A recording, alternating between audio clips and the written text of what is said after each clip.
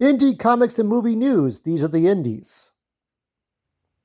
My motivation for doing this is that when I was in high school, as we're going down to my final videos, we're counting down here, we're getting to the end here. Um, when I was in high school, I took PE classes as period three. Now, I forget about my periods, my male periods. There's 7 periods total in a high school day. So we would have 4 periods before lunch and then 3 more periods, and then the school day is over. But period three of high school was like physical education. And we, all of the students were waiting to get to period four, whatever we were doing. I had an art class, and you'd have different teachers depending on what kind of class you were taking, or what semester was it, the spring, the fall semester, or the spring semester before graduation or the next school year. So I would be in waiting for the one of the administrators or somebody working in the schoolyard to unlock the gates so that we can go to period four. Because you have to wait. You have to wait until you're supposed to leave and everything. The bell rings or whatever. Okay, time to go to the next thing. But we were still waiting. Like, I think the bell rang once or twice, and we were still waiting to get out. So I walked around back into the where we would have track and field and baseball diamonds, and a big grass area for soccer. And I would go around like a U-turn and take the back gate and go into the school, into the main school campus that way. And everybody else kind of followed me. And I guess my metaphor, this is a metaphor, okay? That was when I was 17, 18 years old. The metaphor for that was that when I'm a YouTuber, if I'm going to be anything more than just a non-monetized, by the way, I got copyright claim for Secret of Mana. How the fuck did that happen? I still want an answer. I'm probably not going to get one, but check out my Secret of Mana video and see if I infringed any copyrights. No way. Anyway, so like, if I'm going to be more, I have to look at where other people are not looking. Okay, there are just things I don't care about, even if as big as they are. They're the Supermans, the Batmans, the Marvels, the Metallicas, the Taylor Swifts, the Bidens and Trumps, and yes, I will be focusing on that, the Nintendo and Sega stuff, or the Nintendo and PlayStation.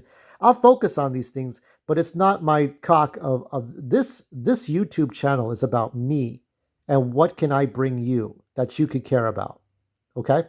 That's what it's about. So that's why I decided to do indie news here for stories about movies or uh, comic books, and there's always new books, but I thought maybe indie comics or indie movies would be great. So let's look at the best American independent films of the 21st century. What is this one here? This is the best American indies. So these are different images we have here. Requiem for a Dream in the year 2000, directed by Darren Aronofsky. So it's a psychological thriller, yet that jagged, unnerving look at one man lost in his own head was a tight proof of concept compared with Aronofsky's stunning sophomore effort. Requiem of a Dream for a Dream was hardly the first movie to dig into the unruly extremes of drug addiction. Panic in the Needle Park was nearly 30 years old by then, but it was the first to worm its way to the core of that sickness and convey the fundamental terror from the inside out. So it's a Hubert Selby novel.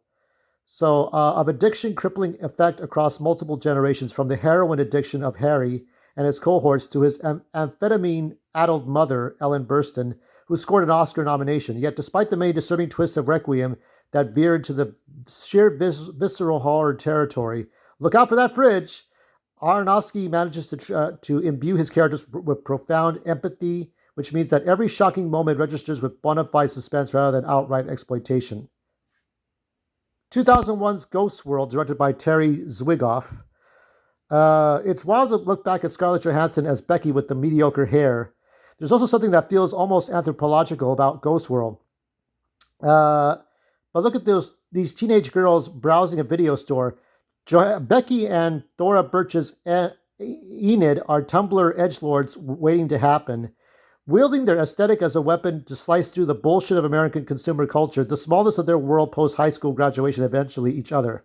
But within the confines of this haunted world, and the breakthrough, gloriously sardonic dialogue that outwardly seems to be the star, Terry's camera always finds just the right esoteric set detail to linger on, or the perfect song for Steve Buscemi to dance to. The work of this film is showing how these characters are trying, really, even when trying seems like the scariest possible thing. Framing up just how weird and awkward and vulnerable being alive is, Zwigoff's furtive empathy for these characters is set the template. So it's just looking at the individual characters. And then we have 2002, The 25th Hour, Spike Lee. Yeah, I'm looking at like, okay, so it's like a ebony ivory thing, jungle fever here. Okay. Let's see. So it's about a heroin dealer enjoying his last day of freedom with his two best pals, Phillips. So this is Edward Norton. And you got Philip Seymour Hoffman and Barry Pepper, and his girlfriend, Rosario Dawson, before starting a 17-year jail sentence. Ben Loff almost left out what he called the fuck monologue. Norton's rant against everything he hates about New York, from immigrant cabbies, Brooklyn Italians, Park Avenue rich people, and Korean grocers, to Yankee fans from the boroughs. Lee asked him to keep it and managed to edit it into the final cut despite distributor Disney's protest. Yeah, Tom Lakis, for all the shit he talks about Donald Trump and kind of being a sellout to the Democrats, or at least this current administration of Democrats. If you want to hear him talk shit about New York, he goes on and on about New York. He went to Fordham University. He didn't like New York. I think Tom Lakis' main complaint was that New York has to be the center of the universe. Now, Amaya Miller's in New York, I think. She kind of travels back and forth to LA, but I remember seeing New York. It looked like a fucking dungeon with like imagine these fingers sticking out when you're looking out the airplane window. Like these kind of fingers that you're seeing right now, what I'm doing. That's what it looked like, all of those skyscrapers. 2003, Lost in Translation. My mom, I think, watched this one. You had Bill Murray, you had Scarlett Johansson. So let's see. So here we go. Scarlett Johansson stars as the shiftless Charlotte, dragged halfway across the world by her celebrity-obsessed photographer husband, played by Giovanni Ribisi, who has one of the century's most screamingly funny encounters with Anna Faris early in the film. For all its headiness, Lost in Translation is also often extremely amusing, to basically hang out in a sleek-lined hotel while the universe spins madly on. As chance encounters with the similarly lonely Suntory swilling and shilling movie star Bob Harris, which is Bill Murray, pile up, the pair begin to form a tenuous relationship that soon blossoms into one of the defining relationships of each of their lives. So it's a kind of white dudes go to, white people go to Japan and see how that looks. So that looks interesting. And there's different kinds of movies that's like, it's an isekai kind of film, but how does Japan shape these characters? Ooh, what's this one? Before Sunset. Before Sunset. Okay.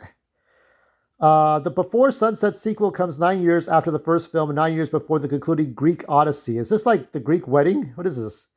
The second one picks up with Celine coming to a reading in Paris for Jesse's latest book. He's married with a child, but their interest is rekindled, and yet again they walk, they eat, they talk, they boat on the Seine, and talk some more, charmingly and never-endingly. So this is one of these weird love stories. More for chicks than men, but there you go. There you got Napoleon Dynamite there. 2005, Brokeback Mountain. This is, more for the gay audience, but I guess anybody can enjoy it.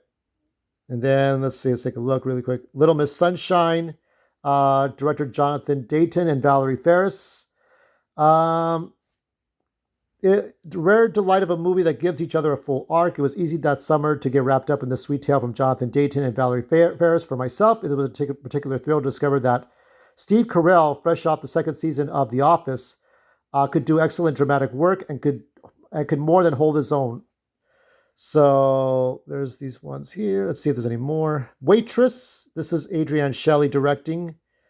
Okay, so the story is that we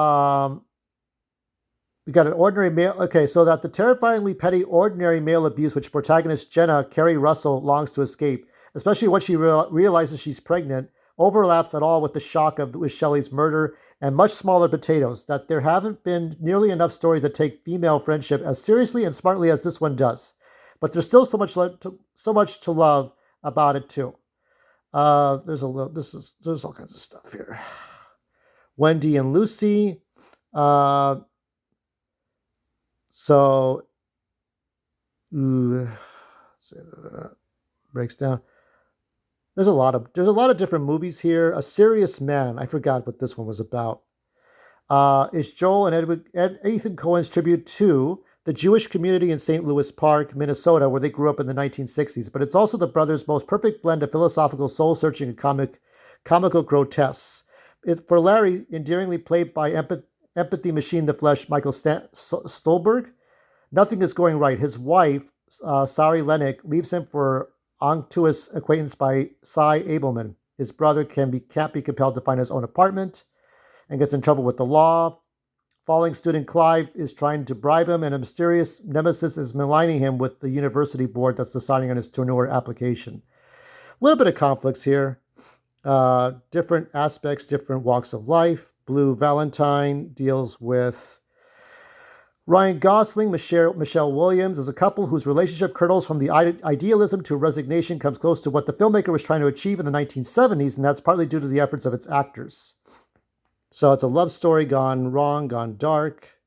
Margaret, Martin Scorsese, is in her mid-20s at the time of filming, plays privileged high schooler Lisa, who inadvertently incites a bus incident that kills a woman named Monica in grisly fashion. Lisa's grief and trauma spiral out, fracturing her relationship with her theater actress mother. Smith Cameron, also Lonergan's partner, and alienated her from friends and paramours. She's forced to grow up too fast, so somehow the fact that Paquin is several years older than her character actually works in the actor's favor. She's wise for her years, but obstinate and naive, and she realizes during a confrontation with Monica's friend Emily, the great Jean Berlin strident. So there's coming of age, and there's a lot more in here. Moonrise Kingdom. There's so many more. Spring Breakers, Harmony Korine. And there's a lot of these. There's a lot in here. So I'm going to skip ahead. We're going to look at some other articles. I will say that my favorite movie, I don't know if it was, I think it was in the 21st century. I don't know if it was in the list, but it was Stay with Ryan Gosling and Ewan McGregor. And that was about, I'm going to kind of spoil it for you, but basically Ryan Gosling in this weird mental state. Now he's unconscious. The guy's out. Okay. But in that movie, he looks at his father, played by Bob Hoskins, right? One of his final roles. And Bob Hoskins is like this blind old man, and there's all these different people that Ryan Gosling can remember, but it's out of order, out of place. It's like all the right things are there, but they're in way different spots. That's what dreams do to the mind, right? So Ewan McGregor plays his therapist, who's got to help him get through, what's going on in his head, because the character is going through some really traumatic times in his life. And let's skip that. And so what we find out is that Ryan Gosling was in a car accident with Ewan McGregor, and so he tells Ryan Gosling, because Ryan Gosling has a really bad concussion, he's bleeding out. He tells him to stay with him, stay with me. The paramedics are coming. You got to stay with me, and that's what happens at the end of that movie. But it doesn't. It does, as Roger Ebert says, and I agree. It does not provide the solution. For the solution to the movie, you have to go back and watch that movie 100 times to understand it. So let's look at a couple of articles here, 2 or 3 articles. Forget Me Not, a local student film chosen for Waco Independent Film Festival. Okay, let's see if I can actually go any further. I cannot seem to. Okay, this is in McLennan County, Texas. 2024 Waco ISD graduates spent months on a film that was chosen for the Waco Independent. I have 2 cock up my ass interruptions. I just want to read you the article.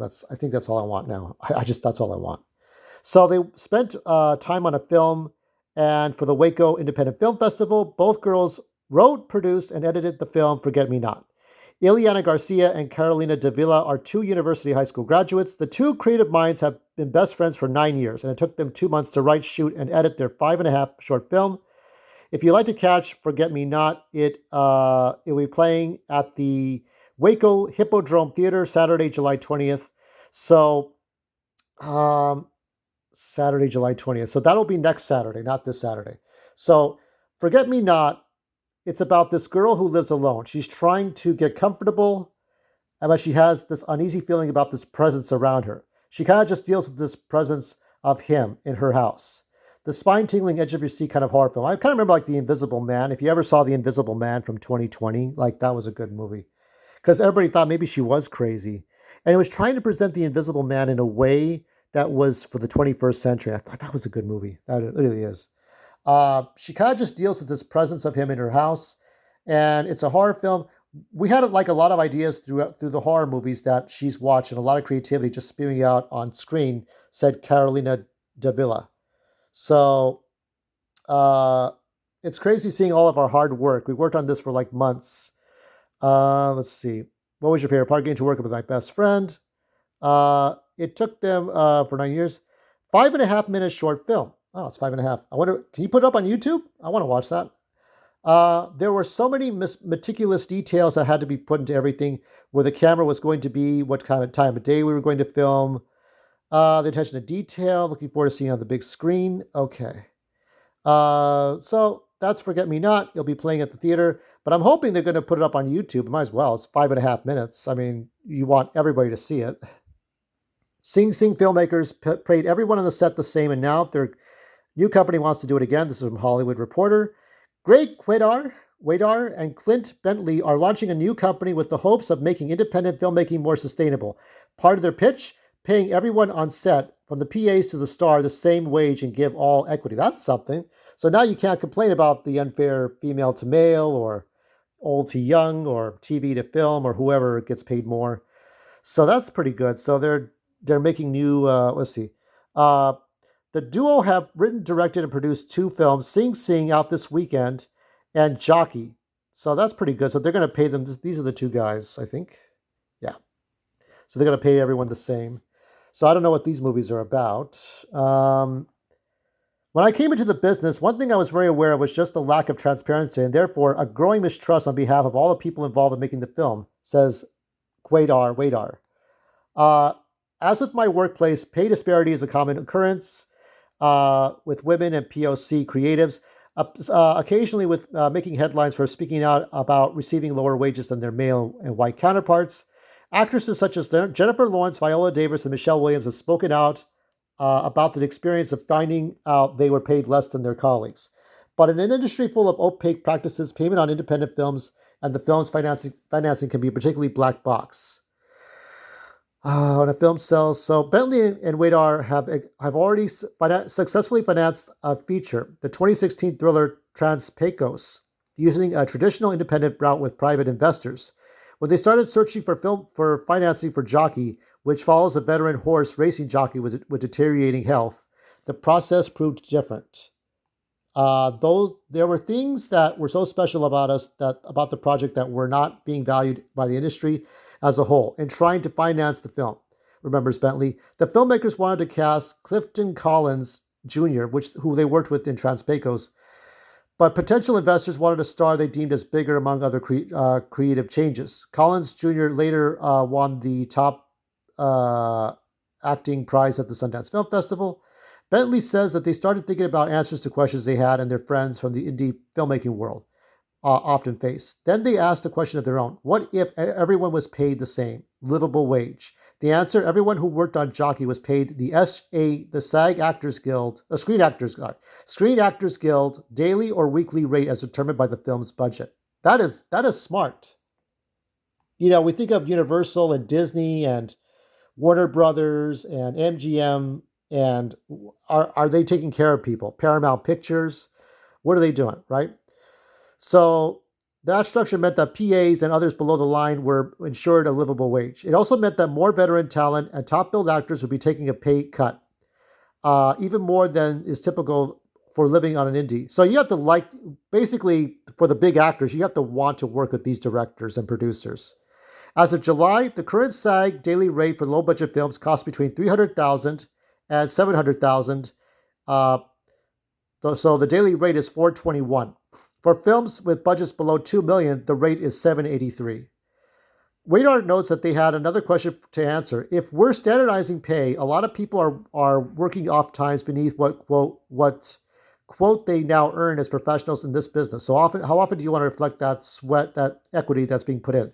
The answer was to offer ownership stakes in the film. Kind of reminds me of the producers when they say you own this much for Springtime for Hitler or whatever it was. To determine how equity was received, filmmakers divide the phases of the movie into cycles: development, prep, production, post-production, and promotion. There was a point value for each of those phases. Wadar says, for a sound recordist in the film, equity would be collected through the production phase. Essentially, we are hacking the financial waterfall, says Wadar. The only reason things are continuing to be done the way they're done is because they have been done before. A lot of this language around how these financial structures operate is so baked in, they're almost boilerplate language with every entertainment law firm in town. So you get lawyers involved, and they say, well, Scarlett Johansson should be paid this much, and Brad Pitt should be paid that much, or Cassidy Freeman, a TV actress, should be paid this much, right? Every person you see, like Zach, okay, look at Star Trek, right? J.J. Abrams. Zachary Quinto is more of a TV actor, and Chris Pine is a movie actor, so they would get paid the same. But you get lawyers and you get agents involved. Say, no, you're paying him this much. Like, that's the problem with that kind of stuff. It's getting the agents to come in and say, no, you can't do that, but like that's what we're doing. So, Sing Sing. This is the plot to Sing Sing. If centers on the rehabilitation through the arts, RTA program run out of the eponymous prison that sees the incarcerated producing and acting in stage productions. The film had 5 times the budget of Jockey and necessitated a much larger cast and crew. This is like, Sing Sing's like the sequel to The Producers, isn't it? You know, like if they're in jail, how do they make, what kind of movie do they make? So pitching the story to their eventual star. Oscar nominee Coleman Domingo pitched their model. The model doesn't function to or work without the number 1 on the call sheet buying into it. So Domingo did buy into the concept and signed on. A lot of the crew negotiating. So this is pretty good news. This is how you fix things. When you find something tender, beautiful, emotional, funny, and that you actually think people still want to see, if one of those hardest things to do is give the people who are actively involved in the making of that film ownership in that, then there's a problem with the system overall. Yeah. If one of the hardest things is to give people, yeah, if it is, then the system has to be fixed, I guess. You got to fix the system. I like fixing the system. Sing Sing, we migrated people from employees to a partner market. So these are all the details. You can look at this article for more exact details, but we didn't break any records. We're starting with writing those checks. We're writing those checks to everyone who trusted this process. Over 80 artists on this movie, and filmmakers, casts.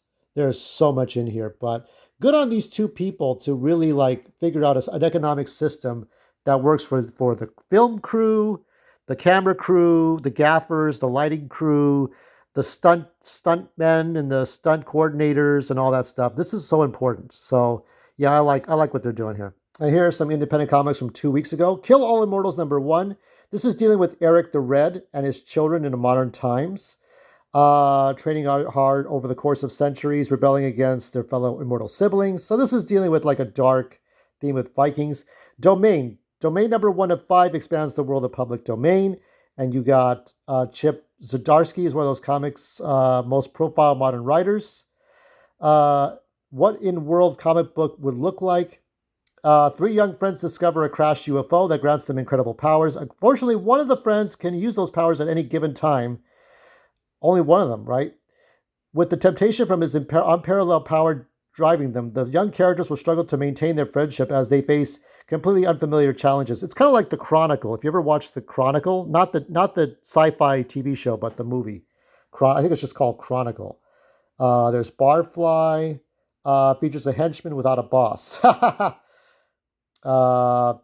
Focusing on a henchman who has lost the villain he served. The new story is best described as, in the words of the publisher, as a coming-of-age story about an insect monster man searching for his identity amongst the criminal underworld. So I think it's like this bastard here. So that's this guy. And Witchblade. This is a reboot of Witchblade. I like my manga Witchblade. Hello Darkness. Um, something. I don't know what it's more like noir. I think this is like horror and noir. And then Spawn Kills Every Spawn, Image Comics. And I'll tell you some of my personal recommends. These are some of the ones from Comic Book Resources. You can look those up. Free to watch on YouTube with ads is Bernie, starring Jack Black and I forget his name. You got Matthew McConaughey and Shirley MacLaine.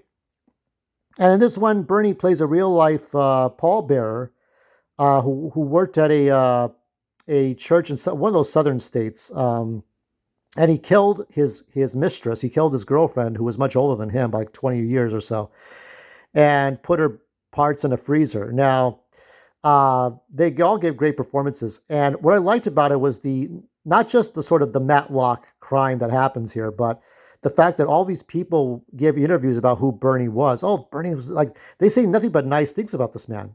Nothing but nice things. And, they say, oh, yeah, this great guy. What a great guy he was. But he does this thing to Shirley MacLaine. And so Matthew McConaughey is the police officer with the cowboy hat that has to go in 10-gallon hat, and he's got to go and stop Bernie. And we see the real Bernie at the end talking to Jack Black during the credits. So I thought that was interesting. So far, I'm able to find clips. This is a Korean film, I think. It's called Life Without Principle, and it deals with it's like Monopoly the movie. Okay, how money drives people. Okay, and these are not like Bernie Madoff multi-million dollar entrepreneurs. These are ordinary people with like upper middle class. They still have to pay debts, and so they try to figure out a way to get money for themselves from the corporation they serve, to pay off their debts, to pay off their family, their children, their spouse, their car bills. And so they work with money for a living. But that's kind of like how this one is. It's kind of very interesting.